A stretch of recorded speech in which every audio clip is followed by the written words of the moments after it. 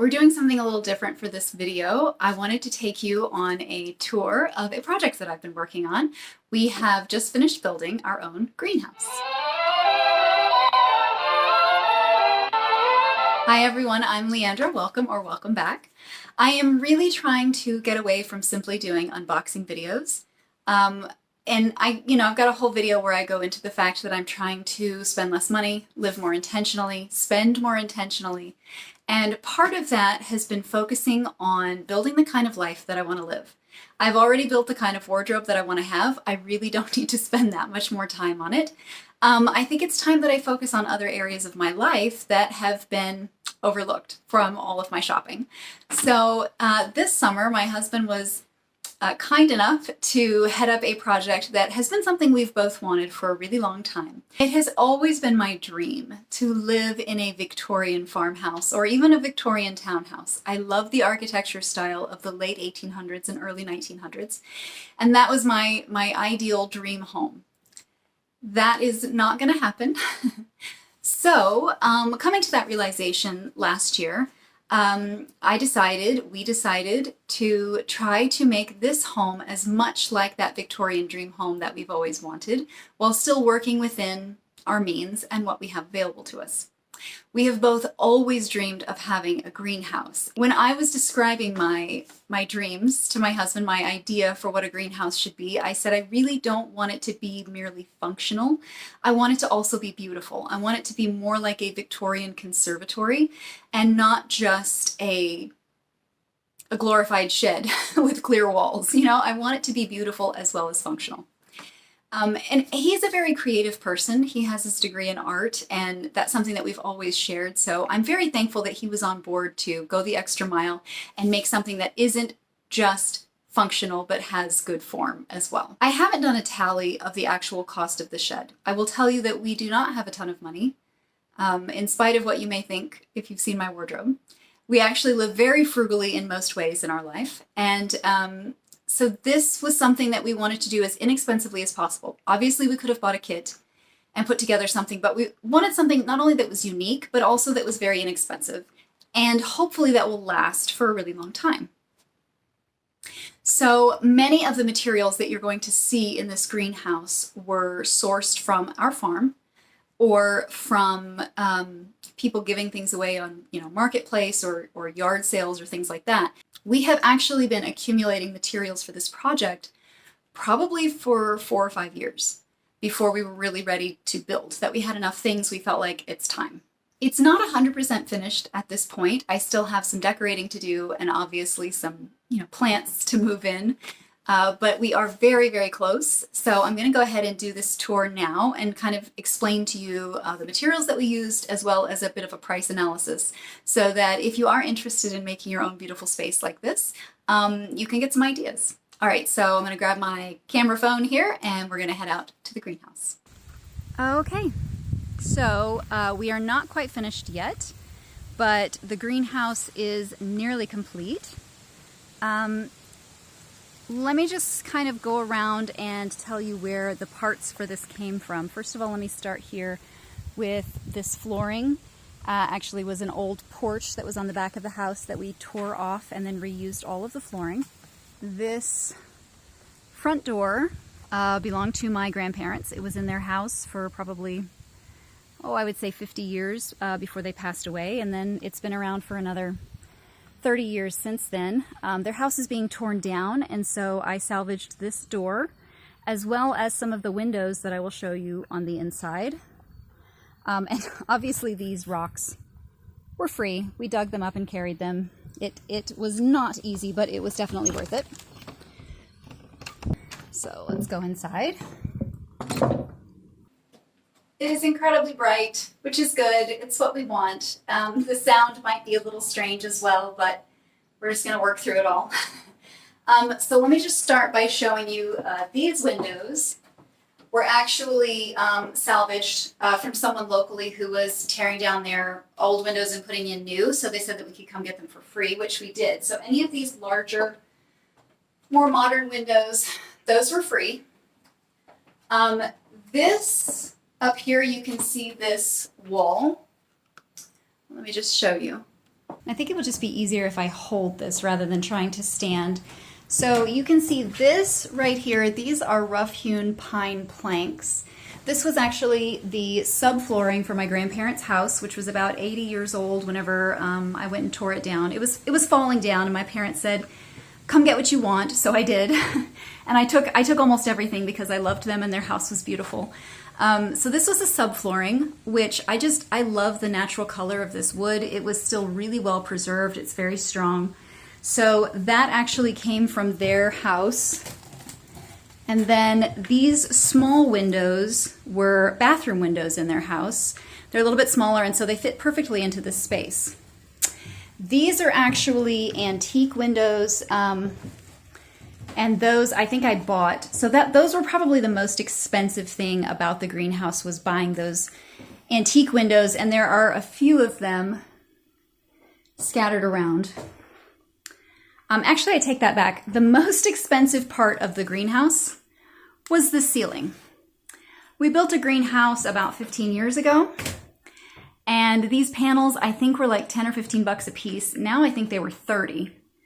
So it was like $500 for the roof, and that was the most expensive thing.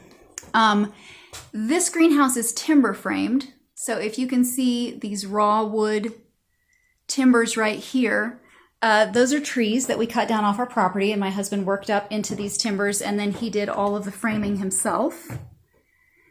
The back wall is also that same rough-hewn pine, but because it is kind of rough-hewn, there are gaps. And so we put down tar paper, and then these are wood panels that I covered with books of, sheets of antique paper from different books and music and all that, just to block the north wind.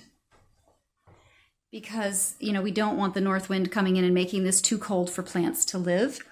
I had actually used these panels and built like a photography backdrop, and it was kind of unwieldy. It was very difficult to get in and out when I wanted to use it, so I just decided to put it to better use.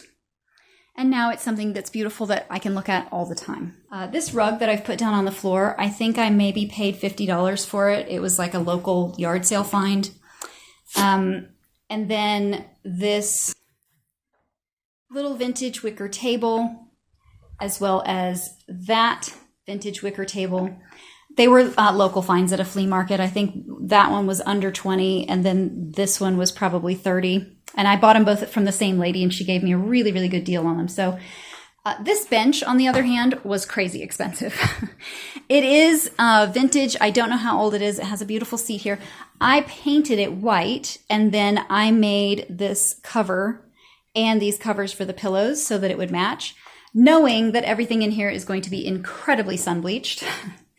And then I have this mirror just to put a little bit more light in here because we were kind of afraid that it wouldn't be enough. Originally, we intended not to put a window on this back wall because it is a north-facing wall. And so I was going to put this mirror here to reflect more light. And this mirror, I've seen it selling for over $100. I picked it up at a thrift store for $5. So nothing was terribly expensive. I did stain the floors gray. It is my first time to stain floors like this. And I'm going to level with you. I didn't do the best job, but I did the best I could.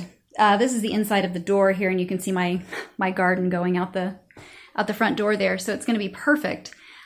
This area right here is still open. This is the very last piece that we need to finish. And we are going to put windows that open and close here so that there will be some airflow and circulation. So going around the side of the house, you can better see these large rocks that we've stacked, as well as this timber framing right here. And then one feature of this that I really do like is that we have a gutter system. This is an IVC tote. Yes, hello dear, I see you there. This is an IVC tote that we are going to hook up to that rain spout right there so that it will provide fresh rainwater for the plants. Yes, I see you. I know. So this is the greenhouse as it stands right now. We started this whole process by gathering a bunch of huge rocks from around the property and then stacking them to make a foundation. And then my husband started the timber framing. And that process we probably started last year and then really kind of pressed pause on it until the weather was better. And we finished it this summer, which means that there has been a little bit of blood, a whole lot of sweat, and a few tears that have gone into this process. It has been a labor of love, and I'm really happy with the results. Yes, I know it does look a bit like a she shed at the moment. It's not. Just wait till I get the plants in here. It will definitely look like a greenhouse in the end. And I want to do one more final tour with it all finished and decorated before we end this video. While I was decorating the greenhouse, I did sort of a combination of buying new pieces and going through my old pieces to see if I could repurpose them. And the first thing I found was these vintage suitcases. These were actually purchased as a gift for me probably 10 or 15 years ago. And I love them, but the sort of pale tan color is fabric, and the fabric is falling apart. And the yellow one is just very, very yellow. It looks like nothing else that I own. It has never worked with my decor, and I've had good success with painting fabric. I got started by sanding off that fabric that is, whatever this veneer is on it is crumbling, and the wind picked up for just a second and I realized, oh yeah, I need a dust mask.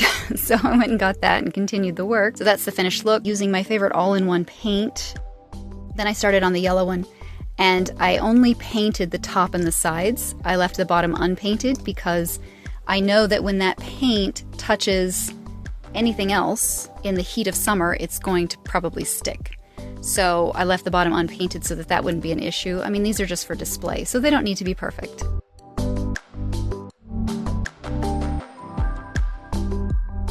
And I thankfully had lots of company during this whole process. My little orange cat probably left a few of her hairs in the wet paint, but she demanded to be included in the video.